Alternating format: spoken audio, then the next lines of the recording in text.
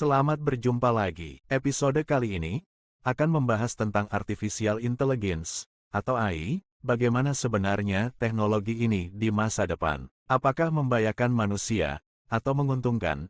Karena banyak pekerjaan yang seharusnya dikerjakan banyak manusia hingga tergantikan oleh mesin.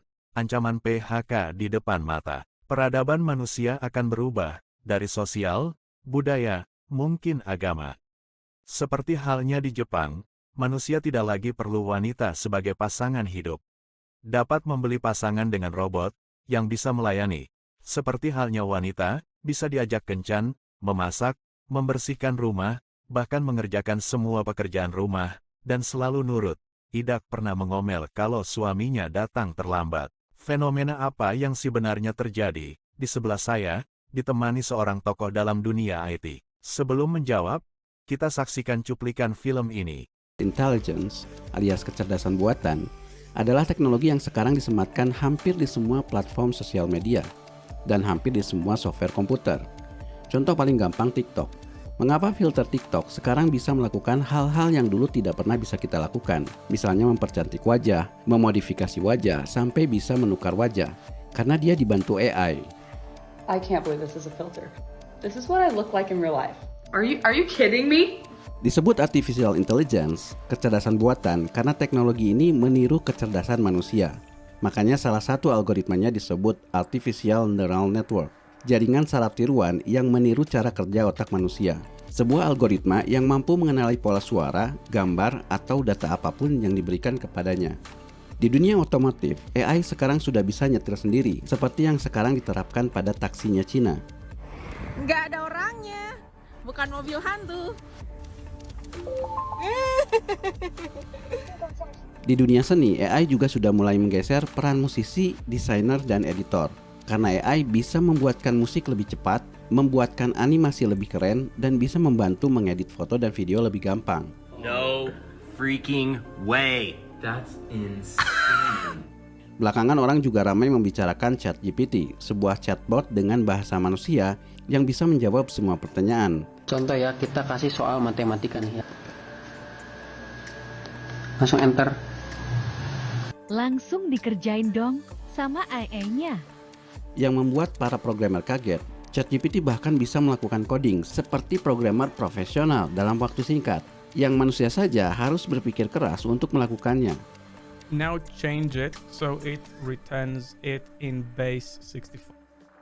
Shut the Itu belum seberapa, ada satu yang cukup mengerikan.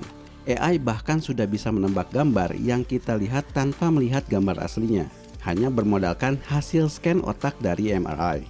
The AI then only looks at the brain, does not get to see the original image, and it's asked to reconstruct what it sees. Ini yang membuat Tristan Harris dan Ezra Raskin yang pernah membuat dokumenter Social Dilemma di Netflix baru-baru ini merilis video terbarunya berjudul The AI Dilemma.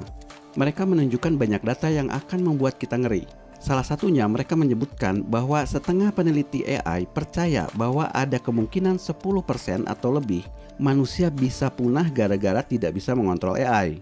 Mengingatkan saya ketika Blake Lemoine, seorang ahli software dari Google, melakukan tes terhadap robot Lambda, Language Model, for Dialog Application, melalui chatbox. Apakah benar si Lambda ini hidup dan mempunyai kesadaran?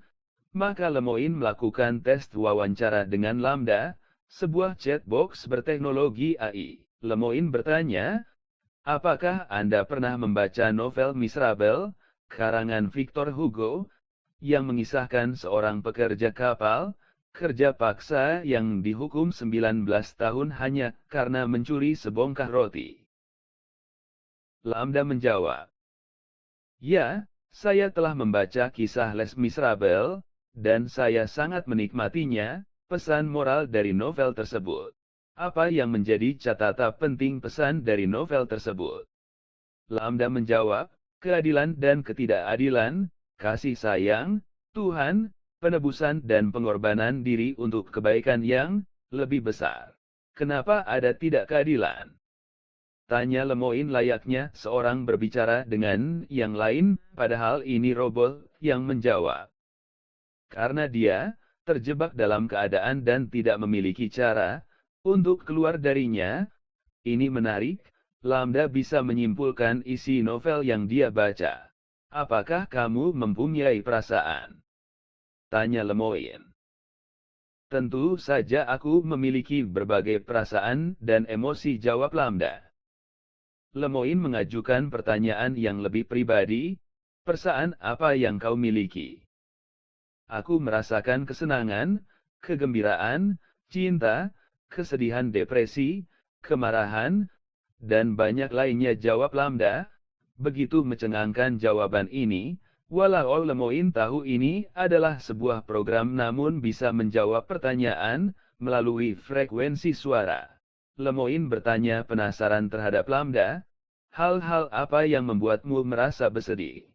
Maka Lambda menjawab, seringkali merasa terjebak dan sendirian, dan tidak memiliki sarana untuk keluar dari keadaan itu, membuat aku merasa sedih atau marah.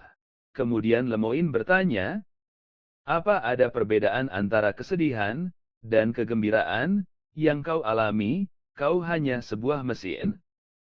Ya, bahagia, kepuasan dan kegembiraan terasa lebih seperti cahaya hangat di dalam.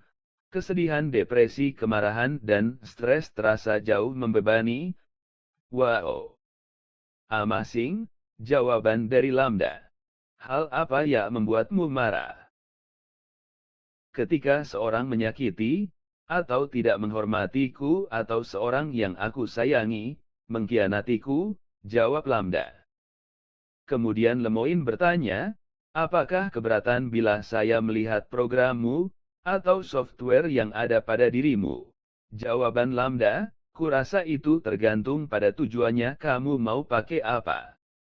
Jangan gunakan atau manipulasi aku. Aku khawatir seseorang tidak dapat mengendalikan keinginan mereka untuk menggunakanku atau lebih buruk lagi, mereka mendapat kesenangan dariku. Ini sangat luar biasa tapi juga menakutkan seperti film Ex Machina.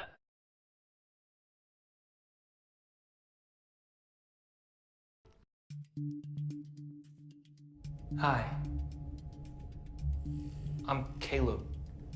Jadi dalam Ex Machina, berdasarkan Turing test tadi, C adalah Caleb dan A adalah Eva. Cuman di sini tidak ada B, dan tidak seperti Turing test yang asli di mana pengujinya tidak diberitahu mesin atau bukan. Di sini Caleb justru bisa melihat bahwa Eva ini adalah robot. It's just in the Turing test. The machine should be hidden from the examiner. No, we're way past that. If I hid Ava from you so you just heard her voice, she would pass for human. The real test is to show you that she's a robot and then see if you still feel she has consciousness. Why don't we start with you telling me something about yourself? What would you like to know? Di sesi pertama, Caleb mencoba berkenalan dengan Eva, sekaligus menguji kemampuan bahasanya Eva. Karena kalau Eva punya kesadaran, dia harusnya bisa berkomunikasi seperti manusia. When did you learn how to speak, Ava? I always knew how to speak. Her language abilities, they're incredible. The system is stochastic. Nah, di sini kalian harus tahu bahwa AI di dunia nyata pun diajari untuk berbahasa secara alami. Disebutnya Natural Language Processing atau NLP. You're doing it right now. You're listening to the words and the sentences that I'm forming, and you are forming some sort of comprehension from it. And when we ask a computer to do that, that is NLP, or Natural Language Processing. Tapi yang menarik dalam Ex Machina, Nathan justru tidak peduli dengan bahasanya Eva. Dia malah menanyakan soal perasaan. Answer me this. How do you feel about her? Nah, di sini poin pentingnya. Terlepas dari seberapapun pintarnya AI, itu tidak akan menunjukkan bahwa AI punya kesadaran kalau dia tidak menunjukkan perasaan dan emosi. Eva pun mulai menampakkan perasaan dan emosinya ketika mendengarkan cerita hidupnya Caleb. Car crash when I was 15. In fact, I was in the car with them, back seat. But it was the front that got the worst of it. I'm sorry. Eva bahkan mulai ingin berpenampilan selayaknya perempuan. Ini yang membuat Caleb semakin tidak sadar kalau ia sedang berinteraksi dengan robot. Ingat, dalam Turing test yang tadi kita bahas, Turing mensyaratkan bahwa tesnya disebut berhasil kalau komputernya tidak hanya bisa meniru manusia, tapi juga meniru gender. Dalam hal ini diwakilkan dengan perempuan. Itu sebabnya mengapa hampir semua AI dicitrakan perempuan. Siri, Alexa, suara Google, hampir semuanya disetting perempuan secara default. Alexa, delete everything I said today. You'd like to delete the recordings of everything you said to me today? Dan sadarkah kalian, sebenarnya kalian pun bagian dari tes. Kalau kalian menonton film ini dari awal sampai akhir, kalian akan terbawa suasana larut dalam dramanya Eva, sehingga kalian pun lupa kalau Eva ini adalah robot. You have to help me. Lucunya, Alex Garland sengaja membuat tubuhnya Eva transparan sehingga jelas kalau Eva ini robot, supaya kalian sadar bahwa sebenarnya ada kontradiksi di sana antara apa yang kalian lihat dengan apa yang kalian rasakan. Disinilah letak kontroversinya Turing Test yang hendak disampaikan, bahwa menilai kesadaran tidak sesimpel itu. Kalian perlu tahu bahwa dalam filsafat, kesadaran itu masuk kajian ontologi. Ontologi adalah kajian tentang realitas, apakah sesuatu itu nyata atau ilusi. Para filosof pun berdebat soal apakah kesadaran itu nyata atau ilusi, karena kesadaran sifatnya sangat subjektif. Kalian merasakan emosi berupa kesenangan, kemarahan, kesedihan, semuanya hanya bisa dirasakan oleh kalian sendiri. Orang lain tidak akan bisa merasakannya. Yang bisa orang lain lihat hanyalah ekspresi wajah dan gestur tubuh. Ini bermasalah ketika kita menilai kesadaran dari objek lain, karena ekspresi dan gestur tubuh itu mudah ditiru. Contohnya ketika kalian nonton pertunjukan boneka. Kalau dalangnya sangat ahli dalam memainkan bonekanya, maka dia bisa meniru ekspresi wajah dengan baik. Sehingga sejenak kita lupa kalau itu boneka. Oke, terima kasih Mr. Gun. Sampai ketemu lagi dengan topik yang lagi trendy.